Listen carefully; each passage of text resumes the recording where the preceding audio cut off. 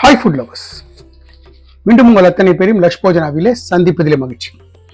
இங்கே என்னன்னு கேட்டிங்கன்னா, குடமிளகா, இந்த சிம்லா மிர்ச்சின்னு சொல்லுவாங்க நார்த் இந்தியாவில். இதை வச்சு ஒரு பொரியல், அவங்கள பொறுத்த மட்டும் ஒரு சப்ஜி ஃபென்டாஸ்டிக்காக இருக்கும், ஃப்ளேவர்ஃபுல்லாக இருக்கும். வாங்க எப்படி செய்யலான்னு பார்க்கலாம். இது நம்மளோட சாம்பார் சாதம், ரசம் சாதம், தயிர் சாதத்து கூட டெட்லி காம்பினேஷன். ஒரு குடமிளகாயை வச்சு ஒரு பொரியல் எப்படி செய்யலான்னு பார்க்கலாம்.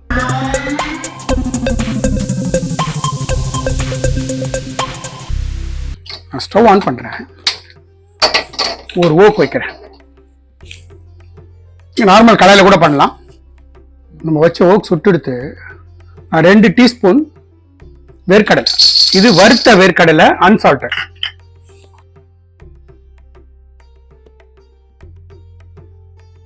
இது கூடவே 1 டீஸ்பூன் தனியா ட்ரை ரோஸ்ட்.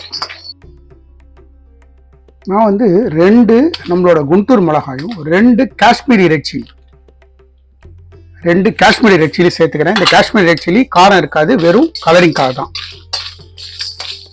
காரம் வந்து இந்த குண்டூர் மிளகாயில தான் காரம்.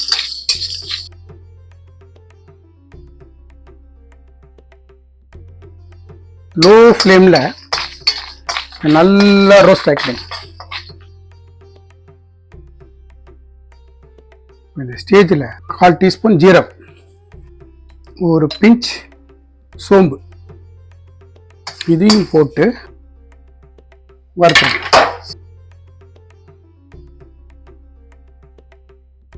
ஸ்டேஜில் ஒரு 5 மிளகு, 2 லவங்கம், அது கூடவே 1 டீஸ்பூன் வெள்ளை எள்ளு,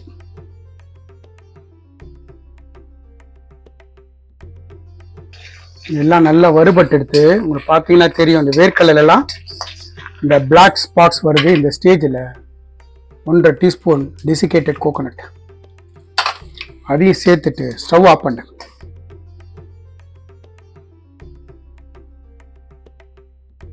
நான் ஸ்டவ் ஆஃப் பண்ணிட்டேன். இது இப்போ கம்ப்ளீட்டாக ஒரு பிளேட்டுக்கு மாற்றிக்கிறேன். மாற்றினதுக்கப்புறம் நல்ல ரூம் டெம்பரேச்சர் வரட்டும்.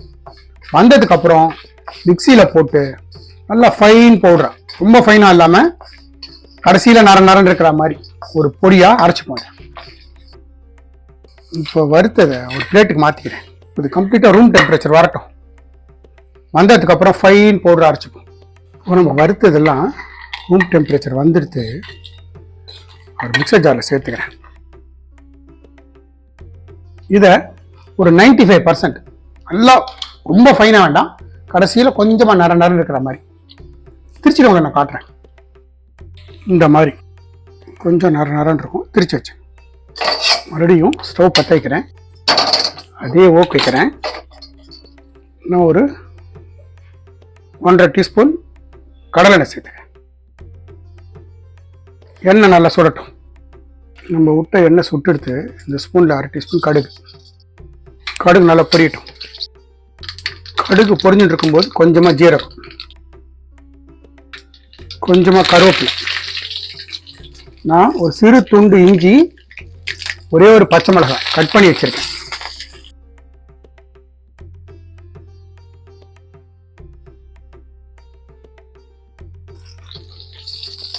இப்போ நம்மளோட குடமிளகாயை சேர்த்துறேன்.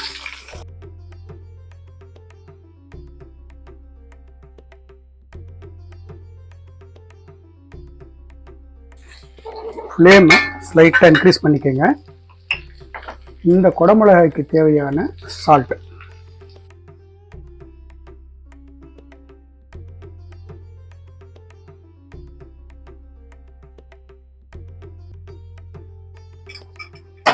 இந்த குடமிளகாயை ஓவர் குக் பண்ணக்கூடாது, கிரன்ச்சியாக இருக்கணும். அதனால ஒரு 3 to 4 மினிட்ஸ் குக் பண்ணால் போதும். இந்த ஸ்டேஜில்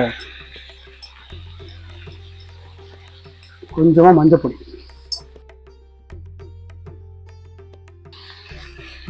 போட்டுட்டு நல்லா ஃபைன் மிக்ஸ் பண்ணிட்டு,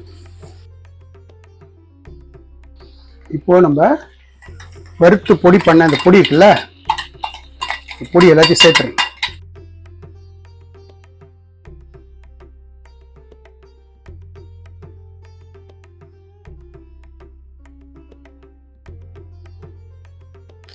கையில் ட்ரை மேங்கோ பவுடர் வச்சுருக்கேன், அது வந்து ஒரு 1/2 டீஸ்பூன். அதையும் போட்டுட்டு ஃப்ளேமை நல்லா இன்க்ரீஸ் பண்ணுங்க. இந்த வதக்கும் போது என்ன மாதிரி ஸ்மெல் இருக்கு தெரியுமா? மசாலா அட்டகாசமான மசாலா.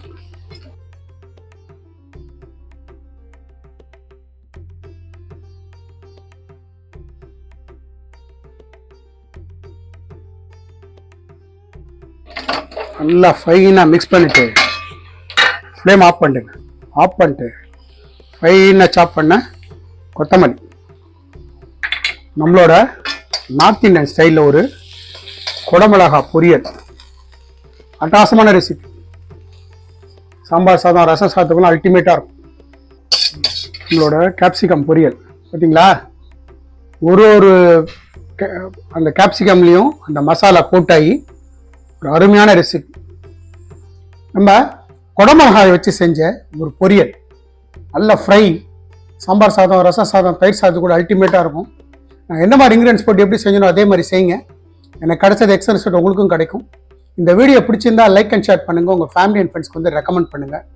மறக்காமல் நம்ம சேனலை வந்து சப்ஸ்கிரைப் பண்ணுங்கள். லக்ஷ்போஜனா சேனலுக்காக ஒரு வாட்ஸ்அப் குரூப் கிரியேட் பண்ணியிருக்கோம். நோட்டிஃபிகேஷன் ப்ராப்ளம் சால்வ் பண்ணுறதுக்காகவும் இன்க்ரீடியன்ஸை பார்த்து சமைக்கிறதுக்காகவும் ரொம்ப யூஸ்ஃபுல்லாக இருக்கும்.